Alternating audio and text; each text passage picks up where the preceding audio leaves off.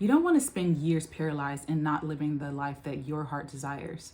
In this video, I'm going to share with you 7 main fears that are holding you back from creating the life that you want and my 4-step process for overcoming them so that you can create the breakthrough in your life that you desire starting today. Why am I super excited about this topic? Mainly because this is one of the main things that holds people back from receiving their desires.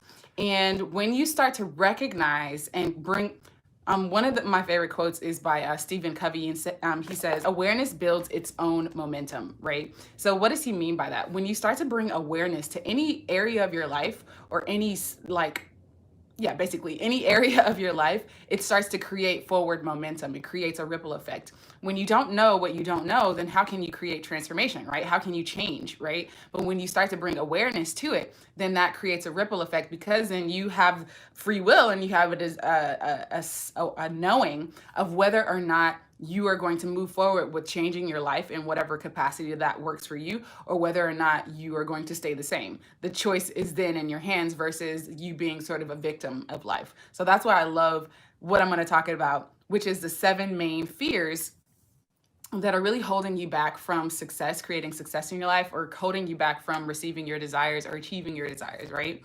So let's talk about the first fear, okay? The first main fear that a lot of people struggle with when it comes to creating transformation in any area of their lives, usually it's the main 3: health, relationships, and or business, career, all that stuff, right? The first one is fear of failure, right? And fear of failure is the common one of, I'm going to lump some under each one, but the main one is when you're afraid to try something because you're afraid that you'll fail at it. You're afraid that, you'll be made look like a fool, or maybe let's say, that you won't be good at it and all this other stuff, right? That kind of ties into some other fears. But fear of failure is one of the main reasons why we don't go after, or we don't even energetically shift internally to even start to dream up new possibilities for our lives, right? So just fear of failure. And I want to give an example of this one, right? When I had a full-time job, one of my coworkers really wanted to move out of that position. He had been working there for like 3 or so years.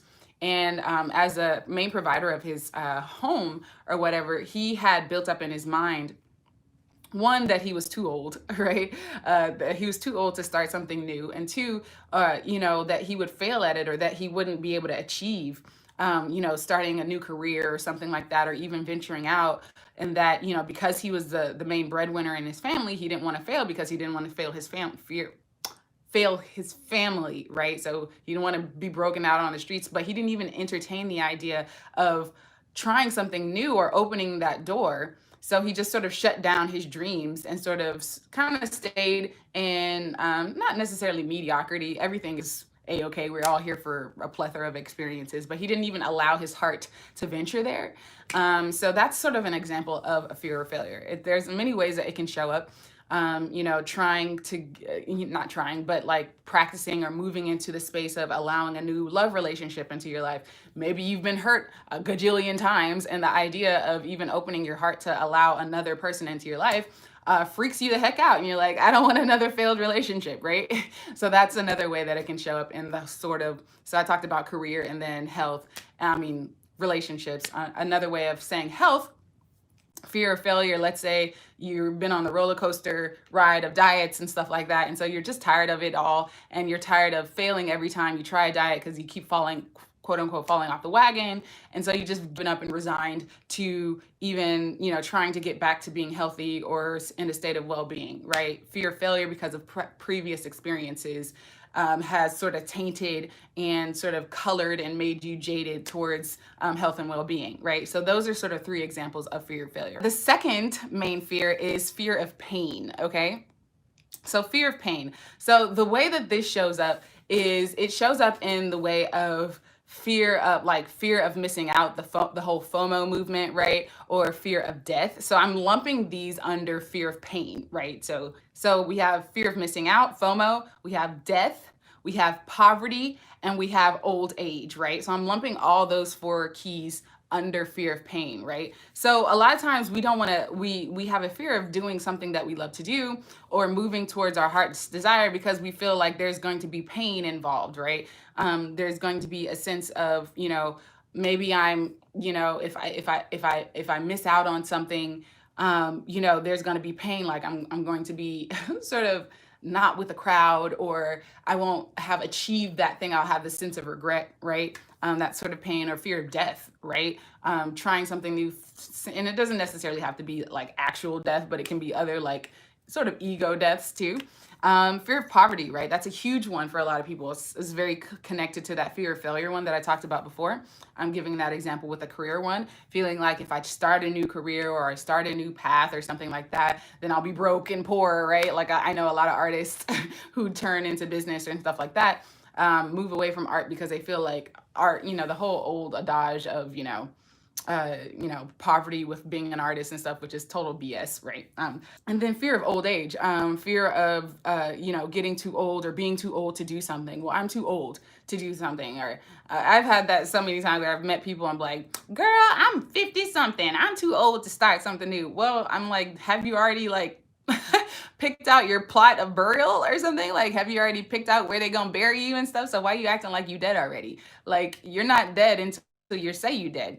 And there's this other quote, I can't remember who said this, but there's this other quote by this other person, and they talked about most people die at the age of 25, but get buried at the age of 75. And when I heard that, it totally resonated with me because our society, we're also programmed to like, stop following our hearts. Like we're supposed to be realistic and choose one career path and do the same thing for the next 80 years. And that's totally fine if it's like your passion, and even if it's not, whatever. A lot of us have different awakenings. One of my other girlfriends, she had an awakening at like 45 and realized like the career that she had for the last 25 years was something that was a part of her passion, but she was shifting into a new role. And now she's like a spiritual teacher, right? So this idea that we're supposed to be set and doing something for the rest of our lives, right, in the whole career arena, with health, right, fear of pain, of trying something new, right, like, well, if I have to try like smoothies and I'm gonna have to give up my coffee, or I'm gonna have to, this sort of fear that, there's a pain associated with it, right? So that's like the second one. The third one is the fear of being alone. And this is super huge.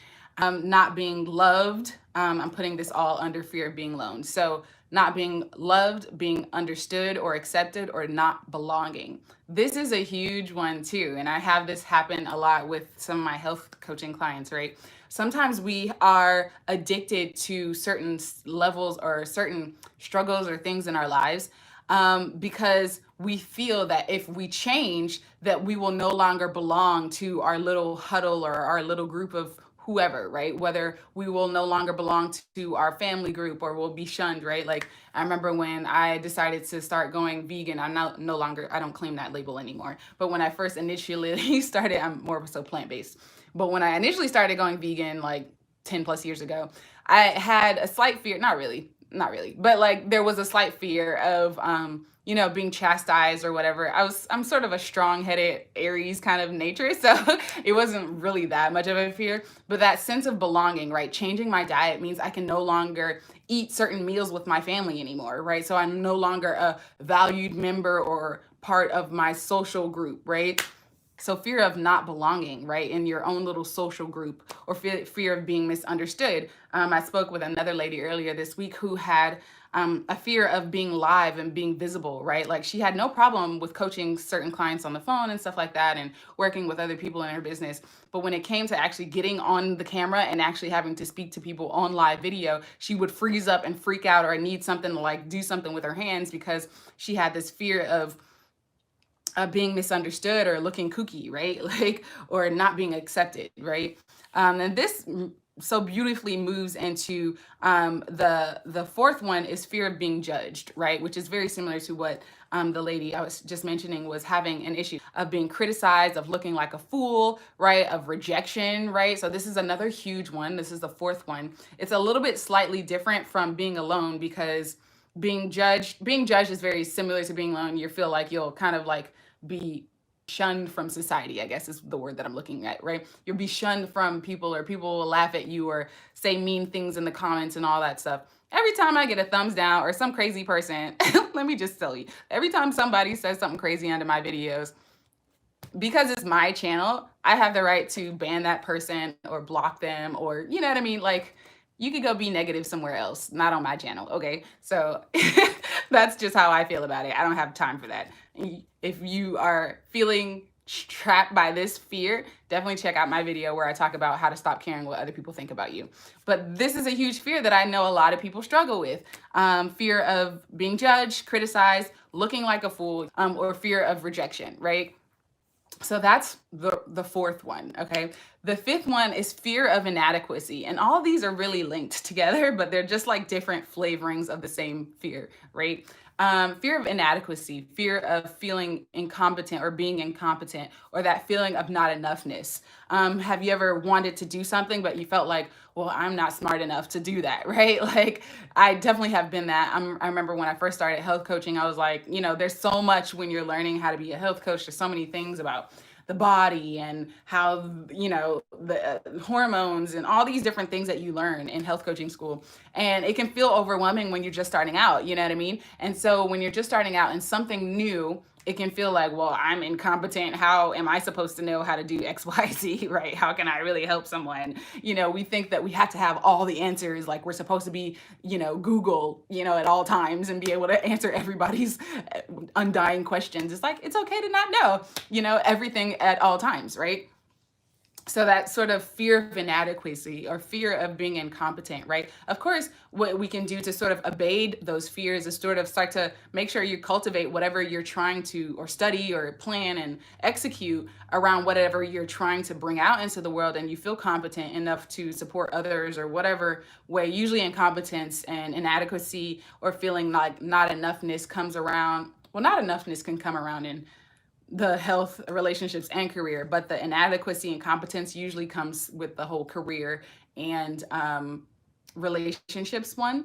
It can come in the health one too, but like with the not enoughness, that one's also shows up in with being in relationships, right? Feeling like maybe the person that you want to be with is not, you're not enough for them, or they're too good for you, or they're way ahead of you, or something like that, or stuff like that. Or maybe like you want to be friends with someone, but you feel like, why would they talk to me? Because I'm just little old me, blah, blah, blah, blah, blah, right? So that fear of not enoughness, or feeling like you want to try something, but you're like, I mean, who am I to, you know, anytime that who am I to blah, blah, blah, blah, blah, then you know that that fear of not enough, or fear of inadequacy, or fear of incompetence is playing out, right?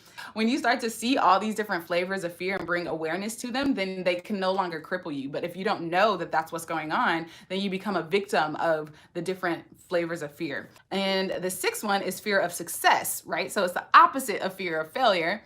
The fear of success and fear of change, fear of the unknown, and the fear of success and fear of change is the sixth one, right? So when you're afraid to succeed, what does that look like? Usually this moves beautifully into the seventh one, which is the fear of the unknown and fear of uncertainty. Usually when we're afraid to actually succeed, it's because we're afraid of change, right?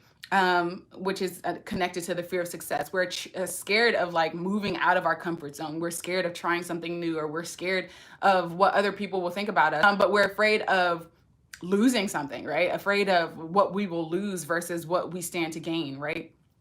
So that fear of change or fear of success is how that shows up. And then the last one is fear of the unknown and fear of certainty. As humans, we don't really like change because historically, like back in the times when we had to fend for our own food and had to like fight off tigers and dragons and all this stuff, tigers and dragons. I crack myself up sometimes. When we had to fight off and like, you know, be out in the woods and stuff, right? We had like the unknown was not a good thing. You don't want to not be in the know of what's going on or what's lurking around the corner. So on a human level, like our evolution, our biology is designed to want to be in the know, because when you know, it's safety there. There's a sense of safety, right? So that the sort of reptilian brain that we have wants to be in the know, because when we are in the know, it allows us to be safe and to survive and to pass down our genes, right? So that's how that shows up, right? So fear of the unknown and fear of certainty, which we don't really need to worry about that anymore, you know what I mean? Unless you're living in a third world country or war, fearing for third world country where you do need to worry about your life. But I figure if you are living in that kind of country, you're not watching my lives. So, but like in general, right? Like we don't, for those of us in, non third world countries or who have cell phones and stuff like that and walk around and have jobs and houses and toilets and running water, we don't usually worry about those types of things anymore, right? So the fear of unknown and uncertainty sort of shows up in the way of us not wanting to try something new or not wanting to venture down a different path because it's new to us and we feel like we'll be inadequate or we'll be incompetent or maybe we might fail. And so all those other fears start to pop up, right? So those are the 7 fears. So now that we've gone over the 7 fears, let's talk about the 4 steps or the 4 things that you can do to start overcoming these fears so that you can move in the face of fear even when it appears in your life, and you can move forward with your choices and the action steps that you desire to take so that you can create radical transformation and freedom in your life. So the first step is to confront it, right? Understanding why you have those fears makes it much easier for you to face them now that you know what they are. And you can only do so by confronting your fear. But fear can be a lifetime enemy if you let it, right? So confronting it, sitting down with yourself and saying, what is this fear telling me? What are you trying to say, right? So for example, if you're afraid to start a business you've always dreamed of, ask yourself, am I scared because I think I won't be able to do it? Or am I afraid that it won't work, right? Knowing that will allow you to be like, okay, well, logically, I can sort of mitigate the fear by putting these things in place so that the fear won't overtake me from actually moving forward with starting that business that I want to start, right? You'll then realize that your fear is often based on trying not to feel down about yourself, but you can really start to use this to your advantage because it's an experience that can really strengthen you and push you forward and catalyze you. But if you don't confront the fear, then it just starts to unconsciously run your life, right? The second thing that you can do is to use positive self-talk, right? So speaking positively to yourself, fear really could come from being fed on negativity when you're afraid, right? So if you have a sort of like a shit talker in your head or a very harsh self-critic, it can really pull you down into a rabbit hole of sort of self-deprecation rather than putting you into the mode of moving towards your desires without feeling paralyzed, right? So instead of sinking yourself into negative thoughts, replace them with positive self-talk like, I'm capable of this even if I'm not perfect at it, right? Or I'm okay even if I don't know and I can always learn more, right? Just remember that everyone was once a beginner, like you are wherever you are starting in whatever area of your life you're trying to traverse or achieve or accomplish. And through action and through just experience, your confidence will grow, right? But if you always have this sort of self-critic in your head talking crap to you, giving you one version of reality versus another version of reality, you stay stuck, right? The third thing that you can do is to practice focusing on the task at hand, right? So if you're working on that business, back to that same example, or you're afraid to have that hard conversation with a loved one or whatever, you can literally practice with a friend, or you can practice or move forward with focusing on, okay, I'm just going to focus on this. I don't need to know how I'm going to build the wall, right? Or I don't need to know how the business is going to XYZ. I can have my goals and my dreams, but I don't need to know the exact step, everything. What I can do is focus on this one step. I know that I need to get a website, so I'll build a website. Or I know that I need to XYZ, right? And focusing on the task helps you to mitigate the fear of, oh, I'm going to fail, right? Because if you don't take action, then most certainly you're going to move in the direction of not where you want to be, right? So focusing on practicing whatever it is that you are moving towards, just focusing on moving into that action, doing the thing that the fear is telling you not to do. And one of the things that I wanted to just share really quickly is that a lot of times we don't recognize that our nervous system is designed to keep us safe, right? For survival and safety. It is not really built for us to help us to grow or expand or to actualize who we truly are at soul level, right? So if you know that your human wiring is kind of built a little bit against you. It's because we're no longer living in the jungle, or we're no longer fighting tigers and bears. You can start to see that your fear is there for a logical reason, but not necessarily, or for a reason to sort of keep you safe, but it's not the thing that's going to catalyze you or push you forward into your heart's desires, right? And so the fourth thing that you can do is to embrace failure, right? Embrace the idea of failure. I don't really subscribe to the idea of failure, but if I'm going to embrace it fully, because in our society, we have this whole concept that failure is bad. If you fail at something, then you're a bad person. But honestly, no one ever gets anything right all the time, right? When you're learning a new skill, when you're getting into a new relationship, when you're trying that new health regimen, we're all going to fall off the wagon. We're all going to stub our toe. We're all going to make mistakes. It's a part of the journey. So that's a part of the learning journey. If you don't make mistakes, or if you don't fail, then you won't ever grow, right? So success really doesn't come without loss. Failing at doing something is okay because it's a part of the process of learning and growing, right? You didn't yell at your kid when he was learning to walk, or yell at an old lady when they're taking time to cross the street. Give that person grace, give yourself the same grace, right? So don't be afraid to fail.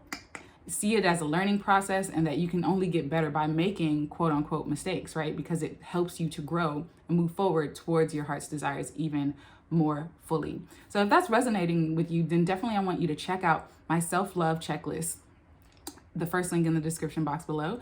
And in that checklist, I give you actionable steps that you can start doing and incorporating in your day-to-day routine, so that you can start really tapping into self-love. And why is self-love important? Is because self-love is sort of the crux that allows you to really move forward with your heart's desires. If you don't love yourself, if you don't know yourself, if you don't honor yourself, then you can't really create the life that you desire, because you're not in alignment with yourself. So definitely check out that link in the description box below, and let me know one thing below. What is the main fear that has been crippling you in the comments below towards one of the desires that you want to manifest for 2023? Let me know in the description or the comments below. And if you're in the future, feel free to let me know in the comments below what that fear is, whatever year it is, if you're watching this video. And as always, definitely subscribe to my channel for more content on self-love, personal development, spirituality, and well-being, so that you can create the life and your divine life and business moving forward. And I will check you guys next time. And remember to always flow with what feels good and let go of what doesn't, because you are divine. You are a divine being, and your soul knows exactly what you've come to explore, traverse, and expand into. So vibrate higher, and I will chat with you guys next time. Peace, love, and light.